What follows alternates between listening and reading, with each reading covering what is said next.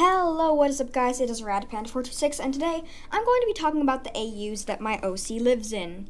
Now, if you don't know what an AU is, I'm not going to explain it because I am lazy and I don't know how to explain it. But one thing you guys need to know about the AUs is that they're all called something gym. So this one is called Edge Gym, and there are others like Food Gym, Angel Gym. I don't know. There's not that many yet. I'm still developing most of them.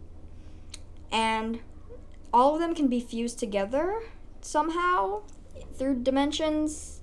If they're all placed in this little cave thing and they're all fused together into the main core dimension, which is just called Gem.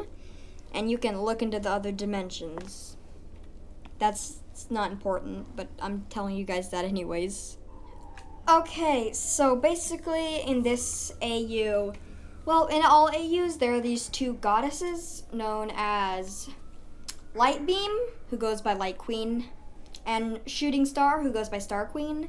And in all of the AUs, well, almost all of them, Shooting Star sacrificed herself to save the planet or something. It's bad and boring. If I ever make a story about it, don't watch it or read it or whatever. But basically, Light Beam, she was mourning for her sister for like 5 years straight, but in the original she only did it for 1 day. So because she was mourning for so long, she couldn't actually help anyone. So basically, a bunch of gangs started taking over, and now most of the planet is just populated with gangs.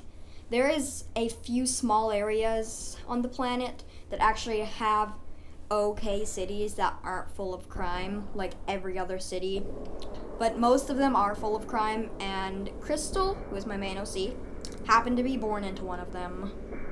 So I'm gonna start at her birth. So basically, her parents, one of them, which was her father, he was an ice demigod, and he was treated like royalty. And her mother was just a servant, but they decided that they were in love with each other.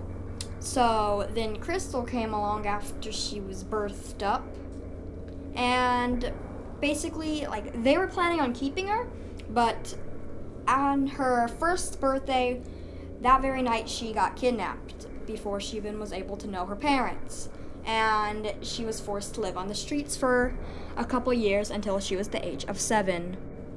At age 7, she basically got into a gang, and that gang was known as the Heartbreakers.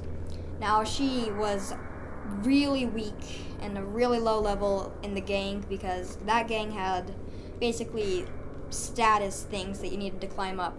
And since she was the lowest level status thing, she didn't get much food. She only got fed like a piece of bread once a day, and she had to make that last or else she would starve to death. And at age 11, she started becoming an assassin, and she started assassinating people. At first, she never really was able to assassinate the people that she was supposed to assassinate.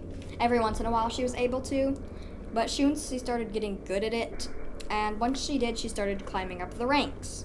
And now she was in about the middle class ranking in the gang, and she was getting fed basically meals every day, breakfast, lunch, and dinner. It wasn't that much, it was a couple pieces of bread, but it was still better than what she used to be getting, and she really enjoyed being able to live without being starved like she used to be. Okay, so when she hit around age 13, that's when her gang, the Heartbreakers, started getting in a fight with another gang, and there was an all-out fight in an abandoned neighborhood, and most of her gang ended up getting killed off, but the other gang's leader was killed, so all the other ones in the other gang decided to join the Heartbreakers and work for them. Alright, so about a month after the war of the two gangs, some royal members came and kidnapped her, and to test if she had the royal demigod genes. Because the first 5 years she went missing, her father and her mother were searching for her, but they stopped for about around 7 years, but then they had just started it back up. So now, after this wonderful little experience, and they tested her, and since she did have the genes of a demigod, she was brought to her parents. Now, she did want to live with her parents because they were very sweet people, and everyone else she had met in her life were cruel, mean people, except for her one friend in the gang who is actually her friend in all the other AUs, and his name is Whiskers, and he's an edgy little cat. But, she couldn't go with her parents because in the gang, if you were to leave, they would try to find you and assassinate you because they did not want any of their information to get out to anyone else. So she had to escape that night and get back to the gang. Now, after this, her parents had just completely given up hope on ever finding her again, and they had given birth to a new child who only exists in this AU, and her name is Shattered Glass. And she'd end up being the child. So, yeah. Alright, so when she was 15, she basically assassinated this guy who was a leader of a big gang that was going to supposedly attack them in 1 month, exactly. And she was basically risen to third in command. And she was very happy with this, and she basically just kind of told people what to do. She started assassinating bigger people who were more threatening. And one day she found out that her gang leader, he wasn't that good. He was actually planning on killing them all off. She found this out by her friend Whiskers, who had eavesdropped on them, on the leader and the person who was second in command, and they were supposedly going to lead the entire gang into some death trap in some other warehouse and kill them all off. So they couldn't be blamed for running the gang, the Heartbreakers, who were now some of the most powerful gangs. So she decided that she needed to do something about this. Alright, so Crystal basically led Whiskers, and she killed second in command, and he killed first in command. So when this happened, Crystal basically told Whiskers that he was now the gang leader. And basically after that, Crystal left to go live with her royal family, so that she could do things that she actually enjoyed instead of running a gang and having to kill people all the time. Alright, so she was living with her royal family, right? But then most of the guards, servants, they all started to attack her and they almost killed her, but she was able to escape successfully. And she found out that her father had to execute her because, well, she had killed many people, and that was illegal to have anyone in the kingdom who had killed. They had to be executed. And her mother tried to tell him otherwise, but she was also executed.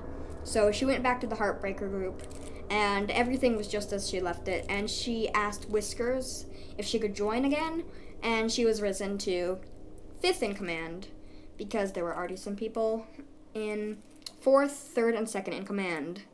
So she was fine with that, and she basically lived the rest of her life there. Alright guys, that was basically Edge Gym. Tell me if you guys want me to do more of these, because I think it was nice. It was pretty cool. And I do like doing this kind of thing where I basically just talk on screen for a while. And it was fun to do. And I really do like telling about my OC's backstories and stuff. So leave a like, comment, and hit that subscribe button, and I will see you guys later. Good bow.